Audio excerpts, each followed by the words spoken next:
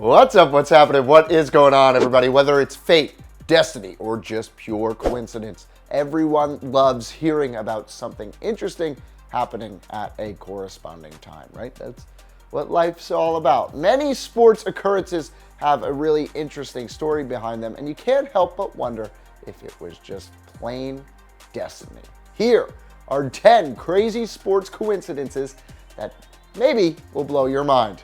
A tale of two Alan DEGRAFFENREIDs. DEGRAFFENREID is not your usual last name, but yet somehow there have been two different NFL players named Alan DEGRAFFENREID. One Alan DEGRAFFENREID played the 1998 season for the Arizona Cardinals. The other Alan DEGRAFFENREID played the 1993 season with the Cincinnati Bengals. They have the same exact name, both in the NFL for only one season. How is that possible?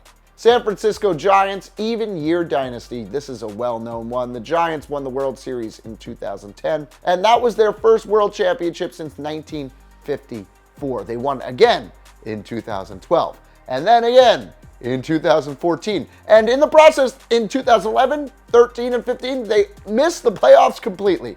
But then they made the playoffs again in 2016, and then missed it again in 2017.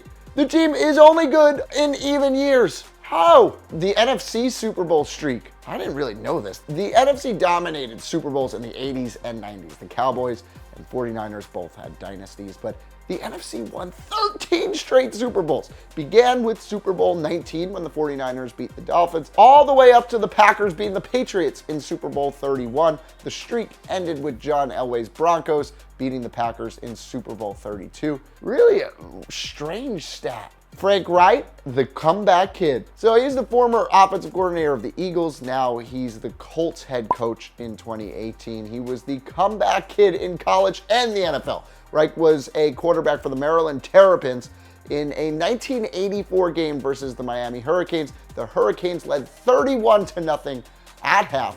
Reich came off the bench and led Maryland to a 42-40 victory. Then in the pros, the Bills were down 35-3 to the Oilers in the 1992 AFC wildcard game. Jim Kelly left the game with a knee injury. Reich led the Bills to a 41-38 overtime comeback victory. He has the biggest college and NFL comeback wins, and he wasn't really a great quarterback in the NFL. Like father, like son. So we have Cecil Fielder, who was a three-time All-Star. He won the 96 World Series with the Yankees. He finished with 319 career home runs. His son Prince was also a star slugger, definitely, right? He was a six-time All-Star. They were the first father and son combo to each have a 50 home run season. Now, Prince Fielder retired in 2016. Guess how many home runs he finished with? Yes, 319, just like his dad. The Madden curse. This one is well known. Appearing on the Madden video game cover is really bad luck. It happened to Rob Gronkowski in 2017. He had a herniated disc. He ended his season, missed his team's Super Bowl run. Richard Sherman, 2015. The Seahawks ran the ball. We could count that one, right? Adrian Peterson in Madden 25. He was slowed by a foot injury, completely unproductive season. Peyton Hillis in Madden 12, he had a contract dispute. He was just terrible, really disappeared after being on Madden. Troy Polamalu in Madden 10, he had MCL and other ligament injuries. Sean Alexander in Madden 2007, wrist, knee, and ankle injuries, and then he was released a year later. Donovan McNabb in Madden 2006, he tore his ACL in week 11 of that season. Michael Vick in 2004, he fractured his fibula and missed most of the season. Madden 2003, Marshall Faulk fails to reach 1,000 yards for the first time in his career. 2002, Dante Culpepper suffers a season-ending knee injury. 1999, Garrison Hurst, he broke his ankle in a playoff game and had to miss 2 years. The Redskins rule. The Redskins play in DC where the president lives. Yeah, that makes sense, right? Since 1936, the Redskins rule applied, which meant if they won their final home game before an election, the party in power would retain the presidential reign. If they lost the final game before an election, the party in power would lose the election. Now, this may sound silly, but it lasted from 1936 until 2004. The Redskins lost a home game to the Packers. George W. Bush beat John Kerry in 2004. That ended the streak, but it was pretty impressive while it lasted. Le Trois Denis. I think that's French, right?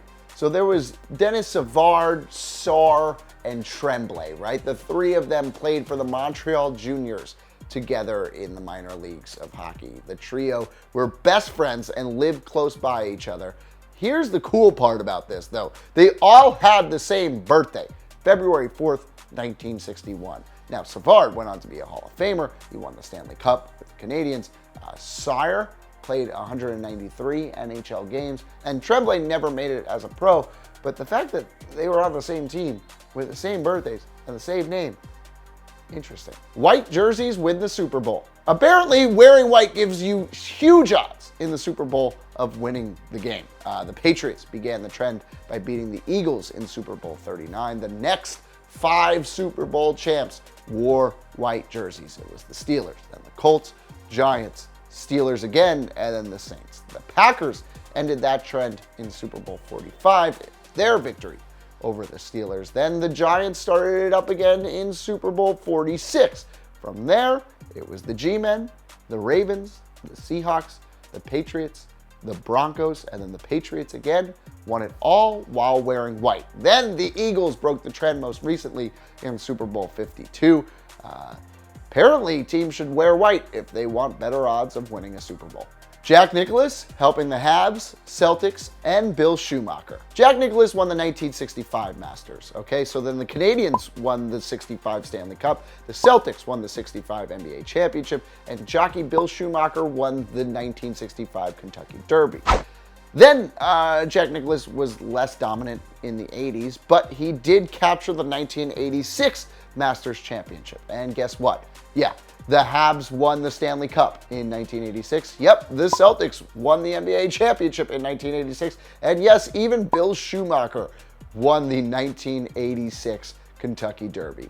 Apparently, Jack Nicklaus started off a trend for all of those guys. Is it Schumacher or Shoemaker? You let me know. Also, let me know what other sports coincidences did you know about that I didn't know about. Join me in the comment section below. If you like this video, hit the like button. And until next time, I'm Mike Cantalupo. Thanks for watching.